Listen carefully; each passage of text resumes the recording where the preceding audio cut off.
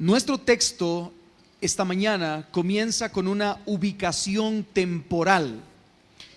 Se nos dice, y le pido que vaya de nuevo al inicio del texto, se nos dice, faltaban 2 días para la Pascua.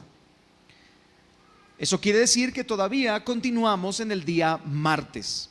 En el martes de la semana de la Pasión, Cristo ha entrado a Jerusalén de forma triunfal, lo han aclamado, han levantado su nombre, pero luego Él también ha visto la situación desagradable que se vive en el templo, esa religiosidad vacía, muerta, estéril. Y de pronto, el día martes, que ya llevamos varias semanas estudiando, el día martes, Jesús ha sido confrontado por los líderes religiosos del pueblo, quienes en vez de hacer caer a Jesús, que esa era su intención, querían hacerle caer, en vez de hacer caer a Jesús, fueron finalmente expuestos como lo que eran, un fraude. Ellos eran un fraude. Ellos eran ignorantes en cuanto a las Escrituras, pero también eran hipócritas en su vida práctica. Ahora, inmediatamente después de esta confrontación, el día martes, seguimos en el día martes, hermanos, Jesús sale del templo y se dirige hacia el monte de los olivos. Y de pronto Jesús hace una declaración muy fuerte. ¿Ven todo esto? No quedará piedra sobre piedra que no sea derribado. Obviamente, frente a esta declaración, los discípulos se quedan conmocionados y le hacen algunas preguntas. Y esas preguntas terminan con 3 respuestas de parte del Señor Jesucristo. La primera termina con la predicción de las señales que acompañarán a toda la historia entre la primera y la segunda venida de Cristo. En segundo lugar, el capítulo 13 nos muestra la segunda respuesta de Jesús, que es la predicción de lo que conocemos como la abominación desoladora. Un suceso que ocurrió en el año 70 después de Cristo con la destrucción de Jerusalén de forma completa. Y la tercera cosa que Jesús responde es la predicción de la venida, de su venida final y del fin del siglo. Eso estuvimos estudiando la semana pasada. Pero justo después de estas palabras, el evangelista Mateo, y estamos leyendo Marcos, ¿verdad? Les recuerdo, por si acaso no he estado en estas últimas 59 semanas, ¿verdad? Hemos estado estudiando Marcos, pero en Mateo, en el mensaje paralelo, en el texto paralelo, Mateo nos dice en su evangelio estas palabras. Terminando Jesús estas palabras, lo ve en la pantalla, les dijo a sus discípulos, o sea, terminando Jesús las palabras donde les dijo, yo voy a venir y mi venida será de esta forma y esta forma. Terminando estas palabras, les dijo a sus discípulos, dentro de 2 días será celebrada la Pascua y el Hijo del Hombre será entregado para ser crucificado. De nuevo Jesucristo está comunicando a sus discípulos que Él va a morir, que la muerte es segura.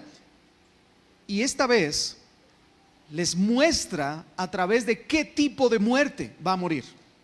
El Hijo del Hombre será entregado, ¿para qué? Para ser crucificado. Así que, hermanos, la muerte era parte del plan divino. La muerte era algo que ya estaba determinado que sucediera. Esto es, sí o sí iba a ocurrir la muerte de Jesús. ¿Cómo? Siendo crucificado. ¿Vamos bien hasta aquí, hermanos? Pero mientras Jesús dice esto a sus discípulos, en las sombras algo está ocurriendo. Y eso nos lleva a la primera escena de nuestro texto esta mañana, que he titulado Una terrible conspiración. Una terrible conspiración.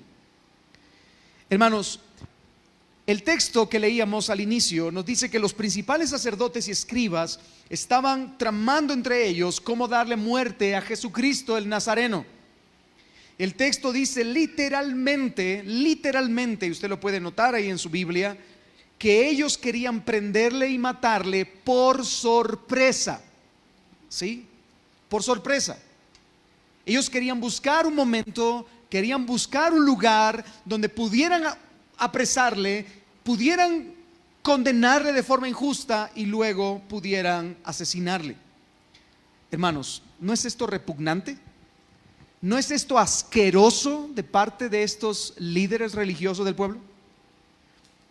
Hermanos, ellos eran los mismos líderes religiosos, aquellos que llevaban la palabra del Señor al pueblo, y ellos estaban, en vez de comprometidos con la ley y la justicia, estaban planeando en secreto dar muerte injustamente a un hombre que se había portado con justicia. Hermanos, eso es repugnante. Es una actitud horripilante de parte de los líderes religiosos del pueblo. Ahora, aunque el plan de matar a Jesús no era un plan nuevo, ellos ya lo tenían en su mente, ya le habían ido dando muchas vueltas a lo largo de todo el ministerio de Jesús. Esta vez estaban más decididos que nunca. Esta vez estaban completamente comprometidos a asesinar al Hijo de Dios. Pero no sabían cómo hacerlo sin crear complicaciones para ellos mismos. Si usted nota el texto, en el verso 2, dice: pero decían, no durante la fiesta, no sea que haya tumulto del pueblo. Ellos querían evitarse problemas, querían asesinar a Cristo, pero querían evitar cualquier tipo de problema. Estos conspiradores deseaban actuar con cautela, porque para este momento de la vida y ministerio de Jesús, Jesús tenía muchos amigos y simpatizantes, especialmente entre los miles de galileos que habían venido a Jerusalén para celebrar la fiesta de la Pascua. Sabemos por un historiador de esa época que más o menos aproximadamente habría entre 1 millón y 1,5 millones de personas en Jerusalén en aquella temporada. Así que había mucha gente, y muchos de ellos eran de la región de Galilea, donde Jesús había pasado casi todo su ministerio predicando en esa región. Así que había muchos adeptos, muchos simpatizantes, multitudes que seguían a Jesús. Así que ellos no tenían ningún deseo de hacerle frente a esa gente. No querían enfrentarse con esas personas. Así que decidieron: hagamos algo contra Jesús, pero no durante la fiesta. Y hermano, de verdad estoy enfatizando cosas que son importantes. Los fariseos, escribas, saduceos, los del Sanedrín, ellos querían asesinar a Jesús, pero no durante la fiesta.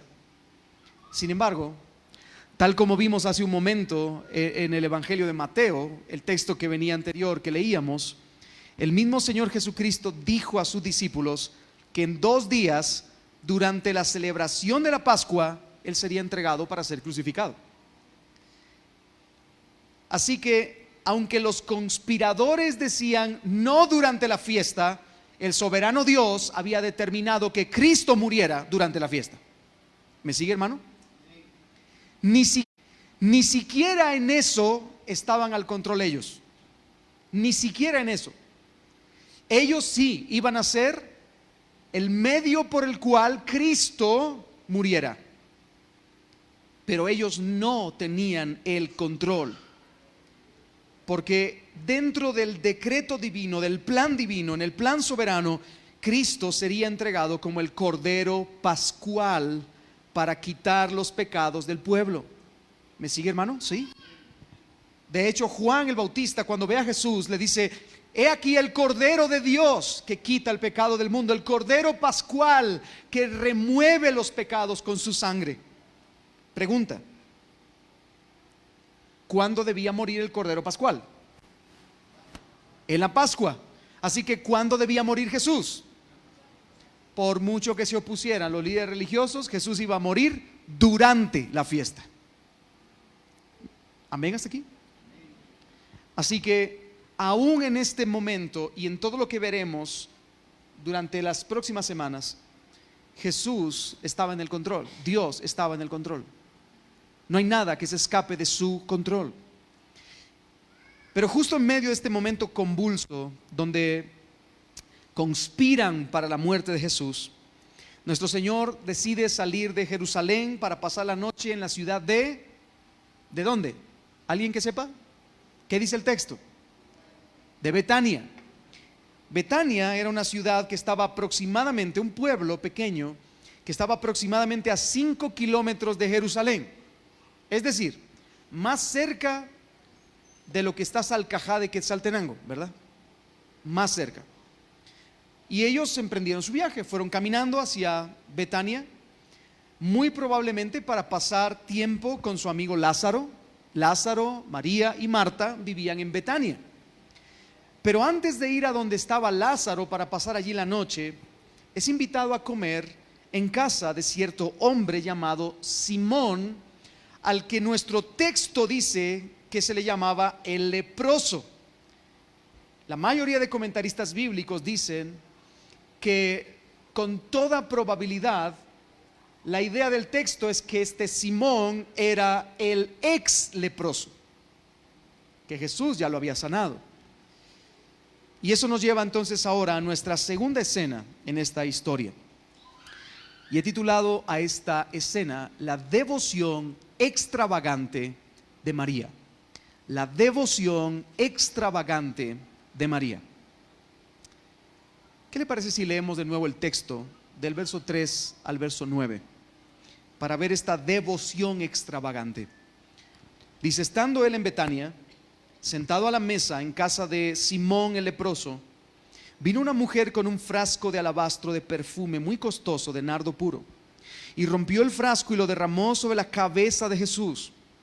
Pero algunos estaban indignados y se decían unos a otros: ¿para qué se ha hecho este desperdicio de perfume? Porque este perfume podía haberse vendido por más de 300 denarios y el dinero dado a los pobres. Y la reprendían. Pero Jesús dijo: déjenla. ¿Por qué la molestan? Buena obra ha hecho para mí. Porque a los pobres siempre los tendrán con ustedes, y cuando quieran les podrán hacer bien, pero a mí no siempre me tendrán. Ella ha hecho lo que ha podido, se ha anticipado a ungir mi cuerpo para la sepultura. Y en verdad les digo que donde quiera que el evangelio se predique en el mundo entero, también se hablará de lo que ésta ha hecho para memoria suya. Así que vemos en este texto como Jesús está sentado en la mesa de un tal Simón, llamado Simón el leproso, probablemente ex leproso, ¿verdad? Y mientras Jesús estaba comiendo a la mesa de Simón, una mujer quien sabemos por el relato paralelo en el Evangelio de Juan capítulo 12, sabemos que se trata de María de Betania. María era la hermana de Lázaro. Tal vez usted recordará a María en aquella escena donde Jesús está hablándole a los discípulos y María está anonadada escuchando las palabras del Señor, y entonces Marta, sulfurada, le dice: Señor, ¿no ves lo que ella está haciendo? ¿No me ayuda? Y Jesús le responde: Marta, Marta, afanada y turbada estás. María, tu hermana, ha escogido lo mejor, la mejor parte. Se ha sentado a mis pies y está disfrutando. Nadie le va a quitar eso. ¿Recuerda? Es la misma María. Es esta misma María a la que Jesús también le dice: ¿crees que yo soy la resurrección? Y María dice: sí, Señor, yo sé que tú eres la resurrección. Es esta misma María la que puede contemplar cómo su hermano muere, pero también su hermano es resucitado por la mano poderosa de Cristo. Y allí está María de Betania, y de pronto María se acerca por detrás a Jesús con un frasco de alabastro de perfume muy costoso en sus manos. El texto nos dice que se trataba de un perfume de nardo puro, que es un tipo de planta que se cosecha en los montes del Himalaya y produce un olor sumamente exquisito. Pero también su costo es muy elevado, porque había que traerlo desde el monte del Himalaya. ¿Y quién se sube al monte del Himalaya a traer la planta, verdad? Así que es carísimo. Ahora, Marcos nos dice de forma literal que este perfume tendría un costo aproximado de más de 300 denarios. ¿Alguien recuerda cuánto era un denario? El sueldo de un día. Lo que está diciendo entonces es que este perfume había costado el sueldo de un jornalero de aproximadamente un año. De hecho, el texto dice más de 300 denarios, más de. Así que podríamos pensar que casi el año completo del salario de un jornalero. Repentinamente, aquella mujer toma el frasco de alabastro con el contenido de nardo puro, con un costo de 300 denarios, y repentinamente lo rompe. Piense por un momento eso. No lo toma y se lo da a Jesús y le dice: mira, te he traído esta ofrenda. Lo rompe. Dice, rompiendo el frasco, lo derramó sobre la cabeza de Jesús. Mateo nos dice que también lo derramó sobre sus pies. Así que esta mujer quiebra el frasco y derrama su contenido sobre la cabeza y los pies de nuestro Señor Jesucristo. Y en vez de llenarse de gozo y alegría, ¿qué hacen los discípulos? La reacción de ellos es indignación. ¿Cómo? Pero qué desperdicio. ¿Cómo se le ocurre romper, tirar eso a los pies de Jesús, en su cabeza? Ellos están furiosos, están ofuscados. Y de verdad, quiero que piense de nuevo que los discípulos de Jesús todavía tenían en su mente aquella visión nacionalista donde Jesús tendría que establecer su reino terrenal como un jinete montado en caballo blanco, entrando cual emperador a conquistar a sus enemigos. La idea de ellos todavía era: aplastemos a Roma. Así que cualquier cantidad de dinero para lograr esta subversión y ataque sería necesaria. Todo lo que sea posible. Lo necesitamos. Hay que comprar espadas, hay que comprar lanzas. Jesús, tú no te vas a enfrentar solito delante del César. Piense por un momento en eso. Ahora, en los relatos paralelos se nos dice que aquel de quien brotó la mayor indignación y la objeción más severa fue, adivine quién, Judas Iscariote. Imagina por un momento esa indignación. El salario de más de un año desperdiciado, derramado a los pies y en la cabeza de Cristo. Mire lo que dicen los discípulos: eso hubiera servido para alimentar a una familia entera durante un año y seguro hubiera sobrado. Pero ahora está derramado, tirado por los suelos. ¡Qué desperdicio! Un año entero de salario. Hermano, haga sus cuentas personales. Un año entero de salario derramado en un momentito. Obviamente, Judas el piadoso, así le vamos a llamar a partir de ahora, ¿verdad? Judas el piadoso dio un paso al frente y lanzó su opinión, sumamente espiritual, por cierto, ¿verdad? Esto debería haberse vendido. Habría sido una donación espectacular para los pobres, dice Judas. Sin embargo, hermanos, este Judas, defensor y ayudador de las viudas, de los pobres y los huérfanos, ¿verdad? Así le vamos a decir ahora al Judas. Este Judas tenía otras intenciones más convenientes para sí mismo.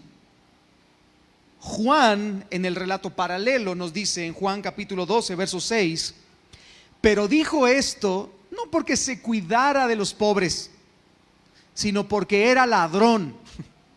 Más claro imposible, ¿verdad? Era ladrón y teniendo la bolsa sustraía de lo que se echaba en ella. Hermanos, Judas era el tesorero del equipo ministerial de Jesús. Era el auditor de la iglesia andante de Jesús de Nazaret, ¿verdad? Pero también era un ladrón. De tanto en tanto, algunas personas como Juana, la mujer de Chuza, aparecen en los evangelios. Juana era una mujer que acompañaba a Jesús, esposa de Chuza. Chuza era el tesorero de Herodes, y esta mujer de tanto en tanto solía dar ciertas cantidades de dinero a Jesús para su ministerio. Y no solo ella, sino algunas otras personas también. Y todo caía ¿dónde? En la bolsa, ¿verdad? En la bolsa que administraba Judas Iscariote. Y cada vez que él podía, tomaba algo, ¿verdad? Esto me suena tan conocido, hermanos, tan conocido. Es como aquel gobernador, ¿verdad? Que en la inauguración de la carretera que había costado 10 millones, dijo 10 millones por 10 kilómetros. Señor, pero solamente fueron 5 kilómetros. Por eso, 5 de ida, 5 de vuelta, ¿verdad? Entonces, ¿y qué pasó con la otra mitad del dinero? Pues se la queda él, ¿verdad? Se la mete en la bolsa. Eso es muy común en nuestros días. Y eso es lo que estaba haciendo este hombre. Cada vez que podía, tomaba algo para Jesús, algo para mí, algo para Jesús, algo para mí. Que mi bolsa no esté vacía nunca. Por tanto, hermanos, era muy conveniente para Judas indignarse por este gasto innecesario, que habría podido darse a los pobres. Y ese pobre se llamaba Judas Iscariote, ¿verdad? Sin embargo, Jesús sale en defensa de la mujer y le dice a todos que la dejen en paz. Déjenla en paz. Permítanle hacer lo que está haciendo, porque está haciendo, dice nuestro texto, una buena cosa para mí, dice Jesús. Lea el texto otra vez conmigo. Jesús dice literalmente, buena obra ha hecho para mí, dice Jesús. Literalmente en el texto en griego, en el original, dice, porque una cosa hermosa ha hecho ella para mí. Eso dice en el original. Una cosa hermosa ha hecho ella para mí. Y hermanos, no es que Jesús quisiera hacer caso omiso de los pobres, ¿cierto? No es que Jesús quisiera quitarse a los pobres de encima.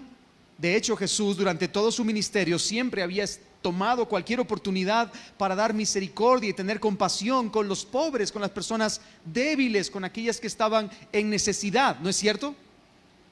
Pero ya habría, hermanos, muchas oportunidades para atender las necesidades de los pobres. Cristo mismo lo dice. Porque a los pobres siempre los tendrán con ustedes y cuando quieran les podrán hacer bien. Pero a mí no siempre me tendrán, dice Jesús. Esta mujer probablemente entendió que esta sería la última oportunidad que ella tendría para honrar y expresar su amor a Jesús antes de su muerte. Esta era la última oportunidad. Por tanto, hermanos, lo que María hizo fue algo perfectamente correcto e incluso hermoso a los ojos de Jesús. De hecho, permítame ir un paso más allá. Jesús hace dos observaciones que son interesantes y al mismo tiempo inquietantes. La primera observación, él dice que María derramó el perfume sobre su cuerpo para prepararlo para la sepultura. ¿Qué le parece eso? Ella ha derramado el perfume sobre mí, me ha ungido preparándome para la sepultura. Yo me atrevería a decir que es posible que María estuviera consciente de la realidad de que Jesús moriría pronto.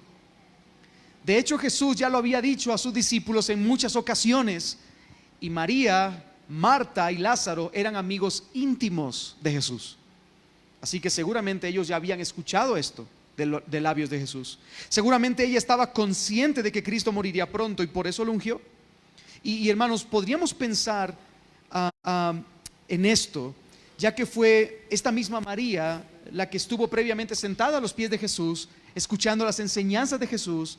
Así que con total certeza ella sabía que Cristo moriría pronto. La segunda observación que hace Jesús es que Jesús dice solemnemente que esta acción de María sería recordada. ¿Se da cuenta de esto? Dice, también se hablará de lo que ésta ha hecho para memoria suya. Solemnemente.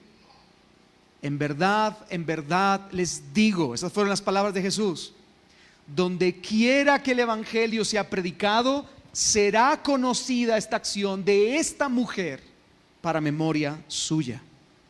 En cada lugar, en cada rincón donde se ha predicado el evangelio de Cristo, a lo largo de la historia de la iglesia, hermanos, se ha escuchado hablar acerca de esta mujer para memoria suya. Y eso es precisamente lo que estamos haciendo hoy. Estamos haciendo memoria a esta mujer también, por ese acto hermoso que ella hizo a los pies de Jesús. Pero, ¿por qué, hermanos? ¿Por qué sería este acto tan recordado? Bueno, aquí es donde viene el que creo que es el punto central de esta escena, el punto central de este momento. Cuando María derramó el perfume a la cabeza y a los pies de Jesús, sin importarle el costo, y hermanos, el costo era elevado, no era un costo bajito, era un costo alto. Cuando María entregó ese perfume, quebró el frasco de alabastro, derramó sobre la cabeza y sobre los pies ese costosísimo perfume, ella no solamente estaba derramando un perfume, estaba derramando su corazón. Es por eso que ella sería recordada. Ella estaba derramando su corazón en gratitud, estaba derramando su corazón en devoción a su Señor Jesucristo. Hermanos, esta mujer reconoció que esta oportunidad era su momento para mostrar amor desbordante a Cristo, quien era su Señor. Quizá fue una de las pocas personas que tuvo la sensibilidad espiritual para reconocer en las palabras de Jesús que pronto se acercaría su muerte. Quizá fue una de las pocas personas que pensó en esto. Pero luego ella, al entender toda esta verdad, respondió con amor rebosante al sacrificio que Cristo hizo, al punto de hacer un acto como ha escrito el pastor Joel Beeke. Ella respondió con una devoción extravagante por la cual sería recordada. De nuevo, ella respondió con una devoción extravagante por la cual sería recordada. Hermanos, María entendió algo de la hermosura del Salvador que daría su vida en rescate por muchos. María entendió que el tesoro más glorioso que hay en el universo es Cristo mismo. Así que ella estaba dispuesta a entregar cualquier tesoro terrenal en amor por Cristo. ¿Me sigue, hermano, hasta aquí? Y no cualquier tesoro terrenal. Ella no escatimó derramar delante de Cristo un perfume que equivalía al salario de un año, hermanos. Esto no es simple, no es sencillo, pero a ella no le importó. A ella no le importó, porque junto con el perfume derramó su corazón, y eso la convirtió en una persona cuyo acto de devoción era un acto extravagante. Ahora, déjeme definir estas dos palabras, devoción y extravagante. La devoción se define como un profundo amor, veneración y adoración por algo o alguien. Así se define la devoción. Profundo amor, veneración y adoración por algo o alguien. ¿Sí? ¿Me sigue, hermanos, aquí? En este caso, la devoción de María fue hacia la persona ¿de quién? De Jesucristo. Y la extravagancia se define como algo que está fuera de lo común, algo que llama la atención. En muchos contextos, algo aparentemente excesivo. Así que si unimos estos dos conceptos, devoción extravagante es un amor, como usted lo tiene en la pantalla, un amor, una veneración y una adoración fuera de lo común o excesiva hacia algo o alguien. Amor, veneración y adoración fuera de lo común o excesiva hacia algo o alguien. Y eso es precisamente lo que María de Betania estaba mostrando a los pies de Cristo. Ella no estaba teniendo cualquier tipo de devoción. Ella estaba teniendo una devoción extravagante. ¿Me sigue, hermano? Y es por eso que ella sería recordada. Es por eso que ella sería recordada. Por un hermoso acto donde derramaría no solo un perfume, sino también su corazón, lleno de amor, lleno de gratitud, lleno de devoción a los pies de su bendito Salvador Jesucristo. Pero en nuestra historia hay un segundo adorador. El título de este mensaje es Los dos adoradores. Hemos visto la devoción extravagante de esta mujer, pero en nuestra historia hay un segundo adorador. cuya devoción también es extravagante, pero su objeto de adoración es completamente diferente. Y eso nos lleva a nuestra tercera y última escena: la devoción extravagante de Judas. La devoción extravagante de Judas. Leamos ahora el verso 10. Dice: entonces Judas Iscariote, que era uno de los 12 discípulos, fue a los principales sacerdotes para entregarles a Jesús. Cuando ellos lo oyeron, se alegraron y prometieron darle dinero. Y él buscaba cómo entregar a Jesús en un momento oportuno. Hermanos, y no se pierda aquí, por favor, que esto es muy importante. Centre su atención en esto. Durante varios meses, Judas había estado viviendo en contacto directo con Jesucristo. Él había estado comiendo, bebiendo y viajando con Jesús. Él había observado la potencia de la voz de Jesús al calmar la tempestad. Él había observado la autoridad de Jesús al echar fuera demonios con gran poder.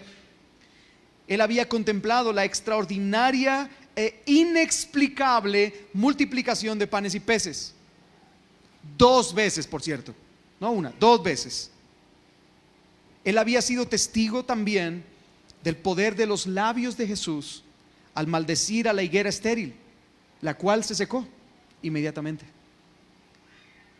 Pero también Judas había sido testigo cómo Jesús reprendió a los que devoraban las casas de las viudas, cómo los acusó de hipócritas públicamente, lo hizo con gran autoridad.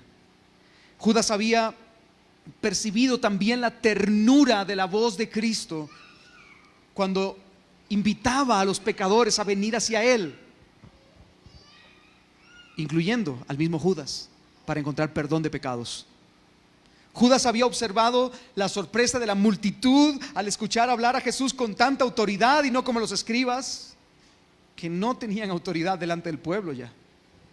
Judas había escuchado los maravillosos discursos de Jesús en el Sermón del Monte, en el Sermón del Monte de los Olivos, en el Sermón de la Planicie, y esos son los que tenemos registrados, pero seguro que Judas escuchó muchos otros más.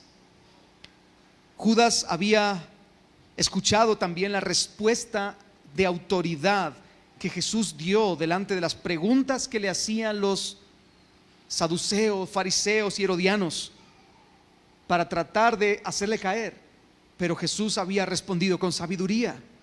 Judas había observado muy de cerca al glorioso sanador, levantando lisiados, cojos y paralíticos, restaurando a los leprosos e incluso resucitando a Lázaro de entre los muertos tan solo un par de días antes. Judas había sido testigo de todo eso, pero ahora el texto nos dice que él había decidido entregar al insuperable, poderoso, sabio, misericordioso y compasivo Mesías en manos de hombres crueles. Y hermanos, de verdad, ¿por qué? Pregúntese por qué. ¿Cuál fue la razón de esta obstinada decisión? ¿Cuál era el punto de todo esto? Después de pasar tanto tiempo con Jesús, después de verlo con tanto poder, con tanta autoridad, después de reconocer su incomparable ministerio terrenal, ¿por qué ahora lo iba a entregar? Bueno, obviamente, hermanos, todo era parte del plan soberano de Dios desde el principio, ¿no es cierto? De hecho, ya estaba profetizado que alguien de entre los suyos, el que la Biblia llama el hijo de perdición, le traicionaría, ¿verdad? Aquel que definitivamente estaba destinado para perderse, lo iba a traicionar. Pero aunque estaba en el previo consejo de Dios, sin dudas el responsable primario fue Judas. Pero de nuevo, ¿por qué lo hizo? ¿Por qué lo hizo, hermanos? Y esto de verdad, esta pregunta que estoy haciendo no es como, bueno, de plano se le ocurrió a él cuando estaba meditando en el mensaje. No, esta es la pregunta, hermanos, del día de hoy. Esta es la pregunta del día de hoy. Porque, hermano, Después de que nosotros hemos contemplado el precioso evangelio de Jesucristo, después de que hemos sido aplastantemente salvados por la mano poderosa de Cristo, hemos sido justificados, hemos sido santificados, injertados en su familia, adoptados por precio de sangre. Pregunta: ¿qué es lo que te lleva a ti a traicionarle día tras día al no entregarle tu corazón por completo a Él? ¿Me sigues, hermano? Así que esta pregunta no es una pregunta más, es la pregunta. ¿Por qué? ¿Por qué? Bueno, quizá podríamos pensar que después de las repetidas ocasiones en que Jesús proclamó que moriría, Judas había llegado a la conclusión de que permanecer junto a Cristo, eso significaría ir a la derrota con Él. Jesús había dicho: yo voy a morir, yo voy a morir, yo voy a morir, y ahora recientemente les acababa de decir: y voy a ser crucificado. Quizá en la mente de una persona del primer siglo, un judío del primer siglo, al ver esta realidad decir: no, pero si tú no tienes que ser crucificado, tú tienes que asesinar a los que crucifican. ¿Cómo que tú vas a ser crucificado? Quizá la mente de Judas pensó en eso. Esa es una muy buena posibilidad. Sin embargo, personalmente creo, como dice también un comentarista bíblico llamado William Hendrickson, el problema fundamental estaba en el corazón de Judas. Su problema estaba ahí. Y hermanos, nuestro problema en muchas ocasiones también está en nuestro corazón. Esencialmente el problema está en el corazón. Judas tenía un corazón completamente egoísta. ¿Me sigue, hermano, hasta aquí? Judas tenía un corazón absoluta y completamente egoísta. De hecho, hermanos, y fíjese en esto que le voy a decir, Judas también era un devoto extravagante. De la misma manera que María expresó una devoción extravagante derramando su perfume a los pies de Jesús, de la misma manera Judas también era un devoto extravagante. Pero el objeto de la devoción de Judas era, escuche esto, el objeto de la devoción de Judas era él mismo. Él era el objeto de su devoción. Él se rendía culto y pleitesía a sí mismo. Él quería su propio bienestar.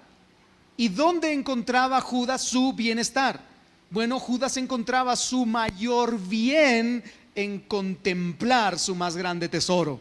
¿Y cuál era el más grande tesoro de Judas? ¿Cuál era, hermanos? El dinero. El dinero.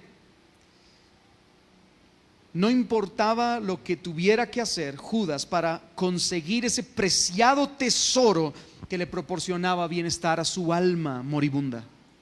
Y hermanos, no se pierda de esto, por favor. Muchas veces nosotros tenemos en nuestro corazón ídolos que levantamos en nuestro corazón sustituyendo al verdadero tesoro que es Cristo. Y estamos dispuestos a hacer cualquier cosa, incluyendo entregar a Cristo por 30 monedas de plata, con tal de que ese tesoro en nuestro corazón siga reinando. ¿Me sigue, hermano? Los padres que se molestan exageradamente con los hijos o con su cónyuge porque no encuentran, como dicen por ahí, ni sol ni sombra, no sienten ni abrigo ni sienten calor, ellos están incómodos en cualquier parte. ¿Por qué? Porque el centro de su adoración, de su dulia, son ellos mismos. Y si alguien me lleva la contraria, si alguien dice algo en contra mía, si alguien me mueve una pestaña en contra, si alguien me tira el pelo, si alguien dice una palabra ofensiva, si alguien me dice algo que me saque de mis casillas, te mato. Porque tú te has convertido en el tesoro más grande de tu corazón, en el Dios de tu alma. Y estaríamos dispuestos incluso a corromper todos los principios bíblicos que hemos aprendido por largo tiempo por causa de esos ídolos en nuestro corazón. Por eso, hermanos, el mandato de nuestro Dios en los 10 mandamientos: no tendrás otro Dios delante de mí, no tendrás dioses ajenos delante de mí. Ese mandato no es para mantenernos subyugados, es para nuestro bien.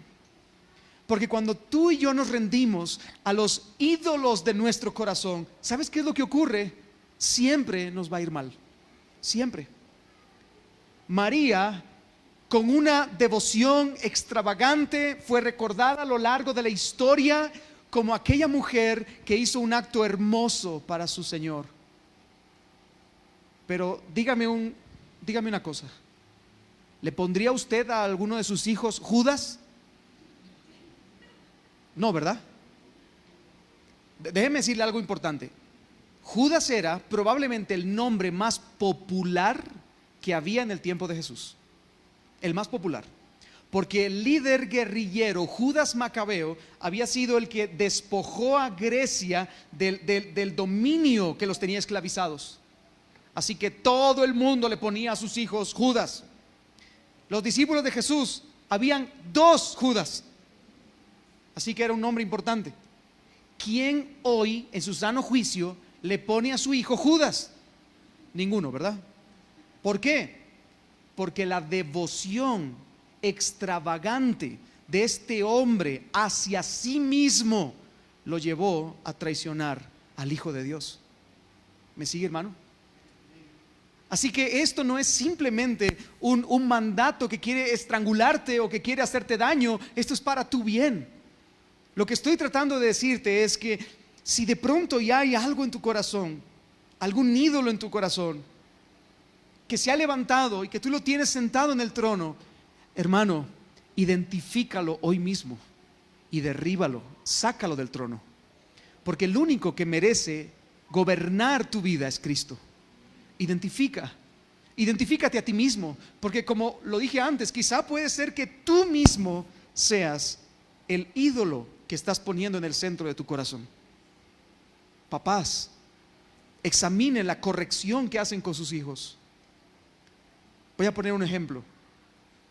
Un papá sale a trabajar desde las 7 de la mañana y vuelve a las 7 de la noche a casa. Al volver a casa se encuentra con sus hijos y él simplemente se sienta en el sillón, se pone a ver un momento de tele. Él está asfixiado, agotado del día de hoy, ya no quiere absolutamente hacer nada más, pero de pronto ve a los hijos que están dando paradillas de un lado a otro, molestando, pegándose entre ellos. ¡Ya! Váyanse a dormir, me están sacando de mis casillas, por favor, déjenme descansar. Yo quiero descansar por un minuto, me trabajo el día entero, de sol a sol, me reviento la espalda por ustedes. Cualquier parecido a la realidad es mera coincidencia, ¿verdad? Hermanos, ¿esa debería ser la actitud que nosotros como padres deberíamos tomar ante nuestros hijos? De ninguna forma. Ahora, quiero hacerle una pregunta honesta. ¿Cuántos de ustedes, y me incluyo yo y soy el primero que levanta la mano, cuántos de ustedes han experimentado este tipo de momentos? ¿Sí? Hermanos, esos momentos son momentos muy indicativos que nos dicen a nosotros que estamos levantando ídolos y los estamos poniendo en el trono de nuestro corazón. Y esos ídolos muchas veces podemos ser nosotros mismos, o nuestra comodidad, nuestro placer, nuestro descanso, nuestro entretenimiento, etcétera, etcétera, etcétera. Por eso examínate frente a la luz de esto. ¿Estarías dispuesto tú a corromper todos los principios que vives y ves en la Biblia con tal de cubrir otro lado o exaltar otro lado? ¿Romperías algún principio bíblico con tal de darle deleite a alguna otra cosa? Si sí, eso es tu ídolo. ¿Me sigues, hermanos, aquí? Bien. El apóstol Juan, en el texto paralelo que leíamos hace un rato, deja muy en claro que Judas no tenía un buen motivo en su corazón.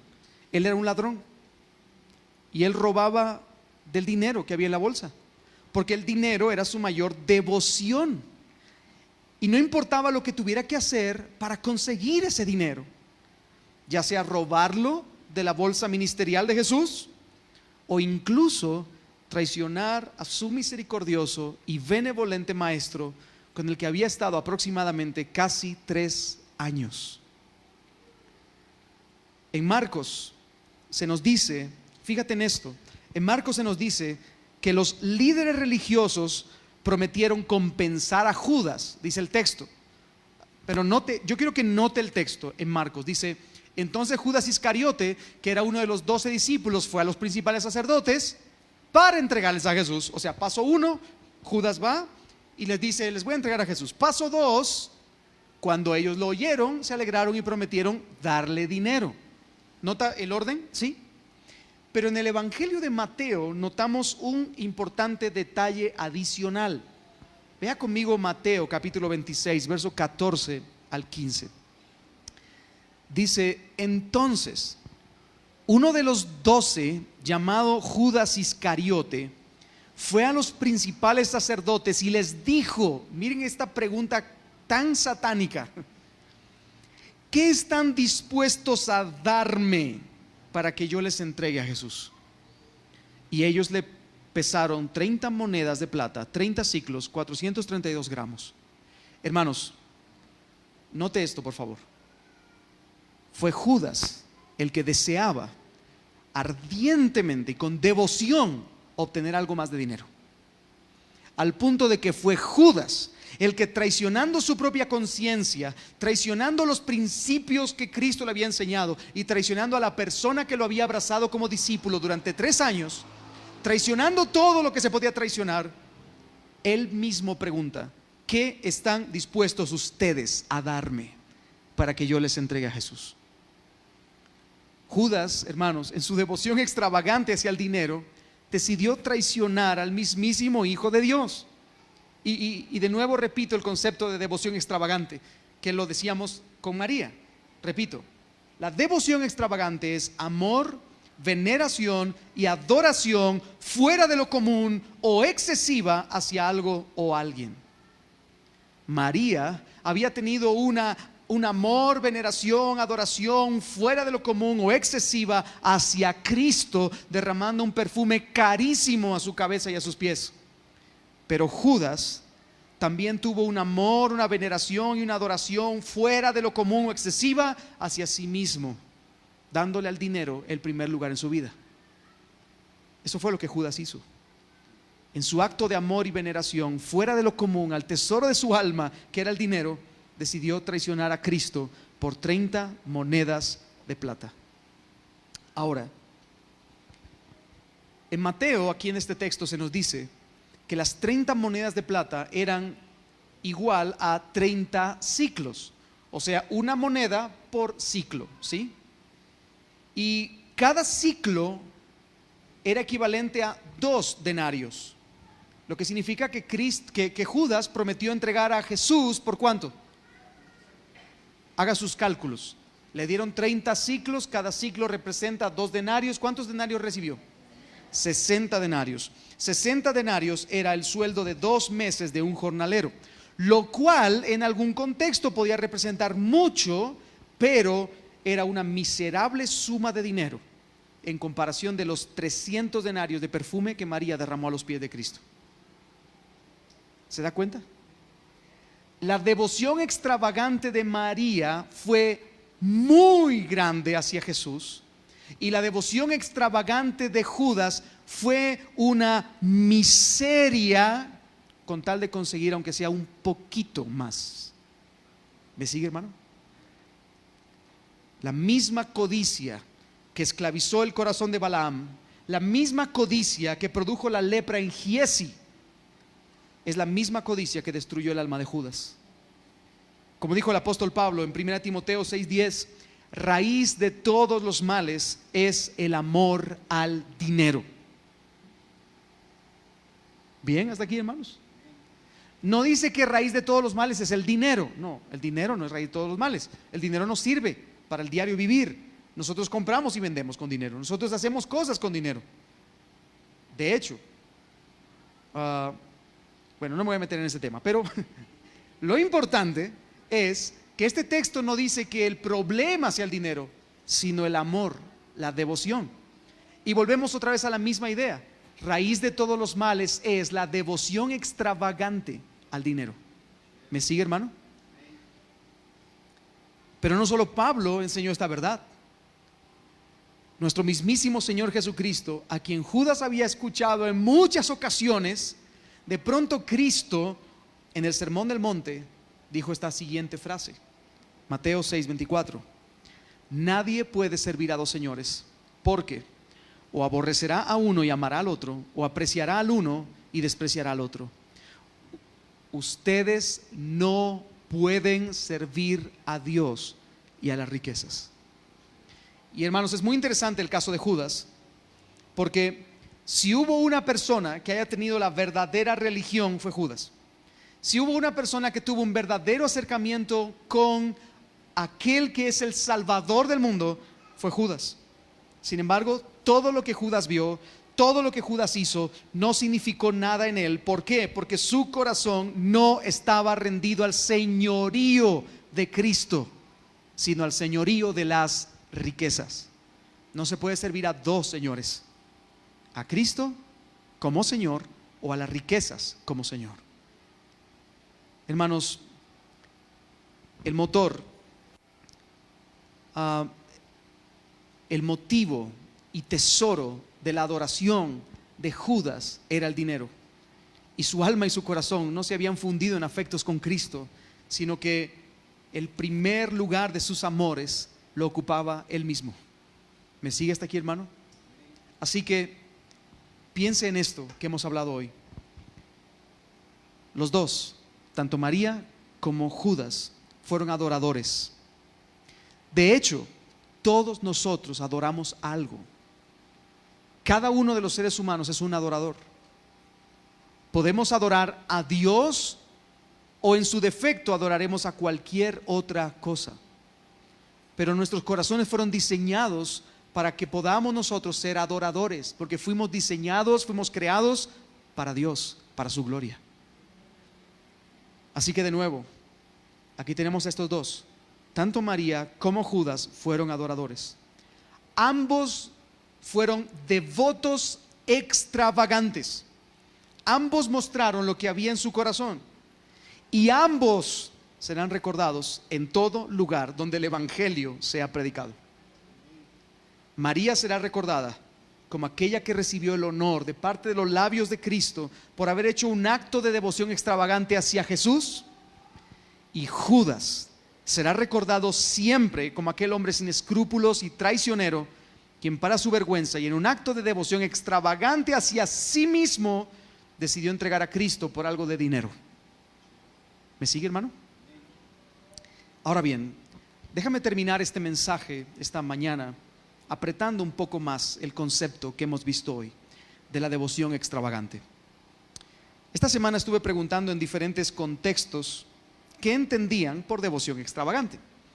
Algunos contestaron, algunas respuestas fueron un tanto extrañas y otras respuestas fueron bastante significativas y quiero compartirlas con usted. Alguien dijo: devoción extravagante se trata de un amor obsesivo. Se trata de un amor obsesivo. Y es cierto, la devoción extravagante se trata de un amor obsesivo por algo o por alguien. Alguien más dijo: devoción extravagante se trata de una pasión desbordante. De una pasión desbordante.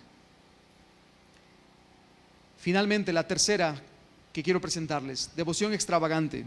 Alguien más dijo: se trata de un amor sin límites, de darlo todo sin escatimar tiempo, recursos o fuerzas, y sin importar la opinión humana, solo la opinión de Dios.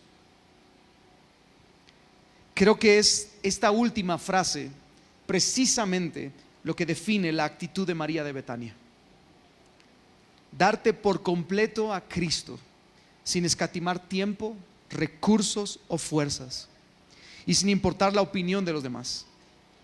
Porque, hermano, escúchame bien lo que te voy a decir. Lo más valioso para un cristiano es Cristo mismo. ¿Escuchaste bien eso? De nuevo, déjame rebobinar. Lo más valioso para un cristiano es Cristo mismo. Lo más valioso para un cristiano no debe ser tu posesión, tu posición, no debe ser tu conocimiento, no debe ser ni siquiera tu matrimonio o tus hijos. Lo más importante para un cristiano ni siquiera es una iglesia. Y no hablo de las cuatro paredes, sino de la iglesia en la que estamos ahora mismo. No, lo más valioso para un cristiano es Cristo mismo. Si Cristo está, no necesitas nada más. Pero si Cristo está ausente, aunque lo tengas todo, no tienes nada. Y lo necesitas todo. Lo más valioso para un cristiano es Cristo mismo. Mira lo que dice el apóstol Pablo en 2 Corintios 5, 14 al 15. Pues el amor de Cristo nos apremia. Esta palabra apremia es nos controla, nos constriñe, nos empuja. El amor de Cristo nos empuja, habiendo llegado a esta conclusión: que uno murió por todos, y por consiguiente todos murieron. Mira esta declaración ahora: y por todos murió. Cristo tuvo que morir por nuestros pecados. Cristo tuvo que ser entregado en un madero, cargando con el peso de la ira de Dios que tú y yo teníamos que pagar. Él tuvo que morir para que nosotros no tuviéramos que morir. Cristo entregó hasta la última gota de su sangre en la cruz del Calvario, muriendo en lugar de los pecadores. Porque ¿sabes algo? Tu pecado y mi pecado merecía la muerte. No, yo no merezco un mejor carro, merecemos la muerte. El pecado nos proporciona ese gran regalo, la muerte. Eso es lo que merecemos. Pero Él murió por todos nosotros, en nuestro lugar, y en lugar de murió Cristo. ¿Para qué? Para que los que viven, y es que, hermanos, nosotros ahora en Cristo tenemos vida. Hemos pasado de muerte a vida, de las tinieblas a la luz admirable. Ese es el regalo del Evangelio. Hemos sido sentados en la mesa de gracia. Se nos ha servido en presencia de nuestros angustiadores. Nuestra copa hoy está rebosando. Hoy gozamos del bien y de la misericordia de Jehová, y lo gozaremos por todos los siglos sin fin. La verdadera vida, la vida eterna nos ha sido dada por Cristo Jesús. ¿Pero para qué? Dice el texto: para que los que ahora viven ya no vivan para sí mismos, sino para aquel que murió y resucitó por ellos. Hermanos, el Evangelio es un llamado de gracia para los pecadores, quienes, siendo salvados y justificados por la obra perfecta de Cristo en la cruz, ahora somos invitados a dejar de vivir con un corazón completamente egoísta. ¿Se recuerda cuál era el problema de Judas? Su corazón era egoísta. Tenía un corazón que solo se fijaba en él mismo. Pero, hermanos, el poder del Evangelio te faculta para que ya no vivas para ti mismo, sino que vivas para aquel que murió y resucitó por ti. Así que simplemente te pregunto hoy: ¿es Cristo el objeto máximo de tu devoción?